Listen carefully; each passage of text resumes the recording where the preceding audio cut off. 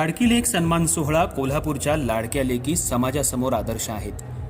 तारा भवाळकर लाडक्या लेकी कोल्हापूरला बदलून समाजासमोर एक आदर्श ठेवतील असा विश्वास अखिल भारतीय मराठी साहित्य संमेलनाच्या अध्यक्षा तारा भवाळकर यांनी व्यक्त केला. राजारामपुरी इथल्या महेंद्र ज्वेलर्सच्या 120व्या वर्धापन दिनानिमित्त तसंच महिला दिनाचं औचित्य साधून आयोजित लाडकी लेक सन्मान सोहळ्यामध्ये प्रमुख पाहुण्या म्हणून भवाळकर बोलत होत्या. सोन्याचे अलंकार तयार करणे ही एक निर्मिती आहे.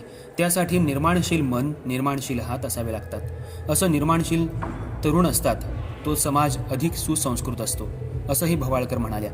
भरत ओसवाल यांनी प्रास्ताविकामध्ये आपल्या जडणघडणीबरोबर व्यवसाय वृद्धीचं यश मांडलं. राजारामपुरीतल्या महेंद्र ज्वेलर्सच्या वतीनं शनिवारी लाडकी लेक सन्मान सोहळ्यामध्ये अखिल भारतीय मराठी साहित्य संमेलनाच्या अध्यक्षा तारा भवाळकर, शशिकांत हेर्लेकर, भरत ओसवाल, चंद्रकांत ओसवाल, कुशल ओसवाल यांच्यासह ओसवाल परिवार उपस्थित होते. तारा भवाळकर यांचा आज चंद्रिका ओसवाल आणि इंदुमती ओसवाल यांच्या हस्ते सत्कार करण्यात आला.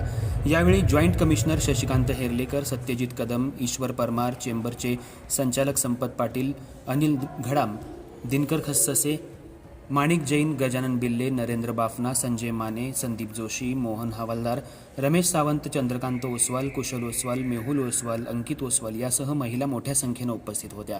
माहेश्वरी गोखले यांनी सूत्रसंचालन केलं. अर्थराज्य न्यूज मराठीसाठी कोल्हापूर जिल्हा वरिष्ठ पत्रकार रवींद्र नंदेश्वर.